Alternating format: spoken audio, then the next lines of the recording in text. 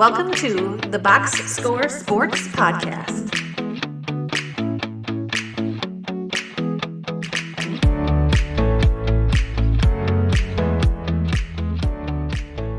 Let's do it. Okay, let's start with the Atlantic Division. The Celtics will start us off in the Atlantic Division. They were 61-21. They extended no one. They added the two premier. Can I use premier here? Garza, Garza, and for Anthony Simons.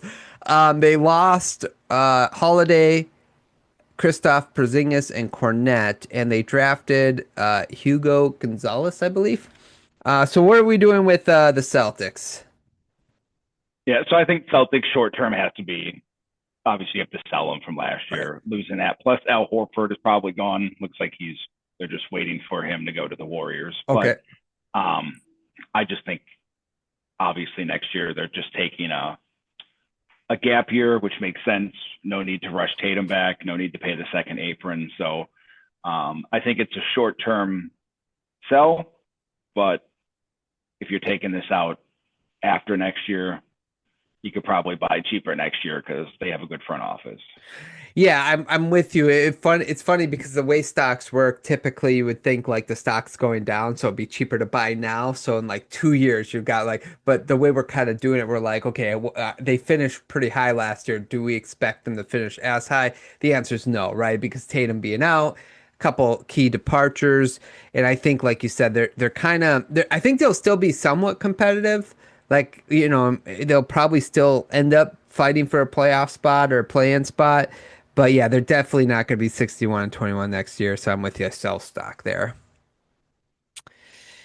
New York Knicks 51-31 last year. They extended no one, added Clarkson and Yabusele, and no departures and nobody drafted of note. What are we doing with the Knicks?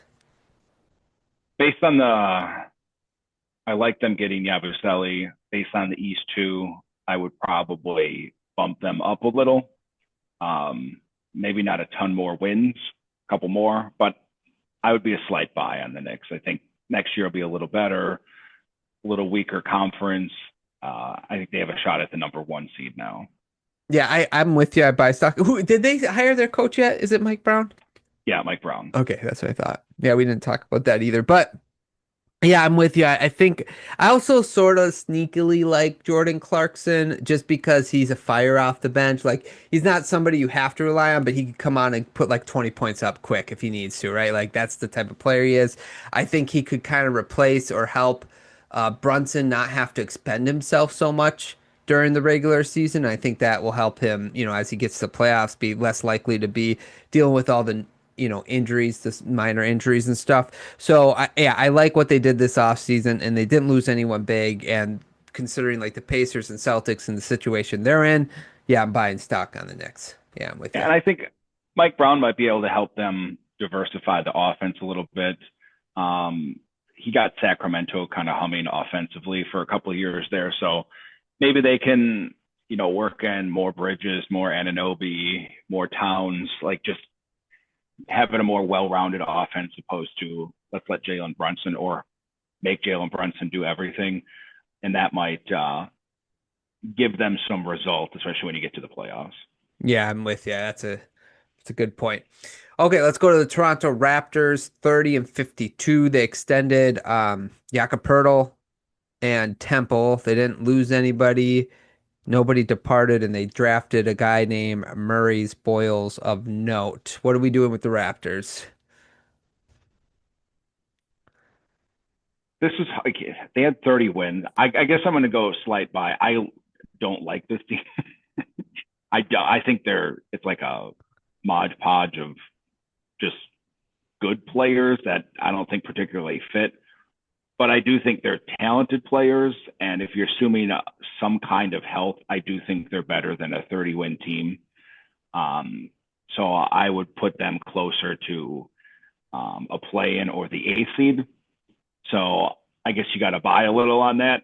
Long term, I wouldn't, but if we're talking about for next year, I think you'd buy some Raptors in hopes that, again, with the diminished East and the talent with some health, that you would be a mid to high 30s win team.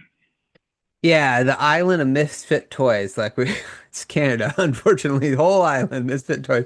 Yeah, no, so I'm sort of like with you. Part of me wants to. I wrote down. I'll be honest. I held stock because I'm just like I just don't trust this thing, whatever it is. I just don't trust it. So I think I'll stick with hold stock, but I totally understand where you're coming from. The fact that like Quickly didn't play a lot of games last year, Ingram didn't play a whole lot. Like he missed a bunch of games last year.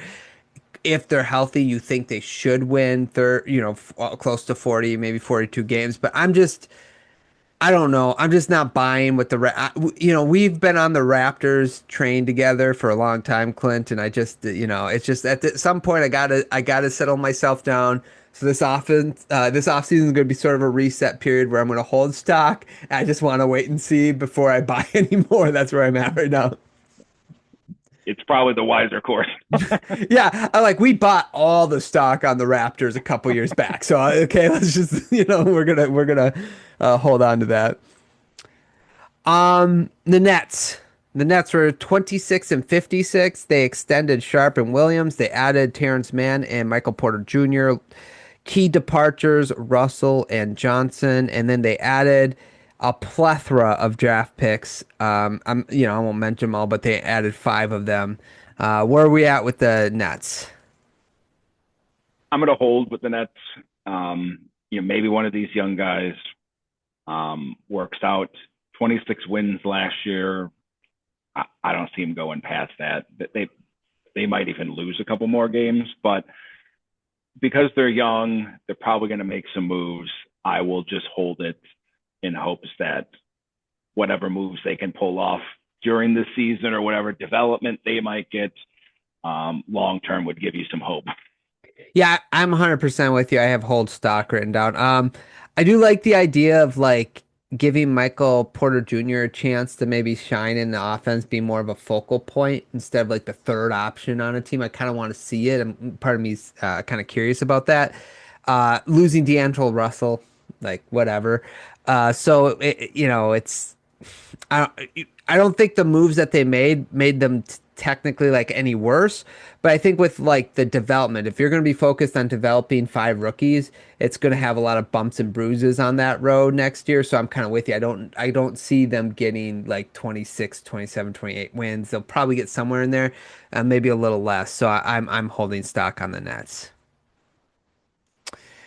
76ers 24 and 58. They extended Eric Gordon and Lowry. They added Watford, and they lost Yabusele. They drafted VJ Edgecombe, who looked pretty solid in summer league, but that's summer league. Take it with a grain of salt.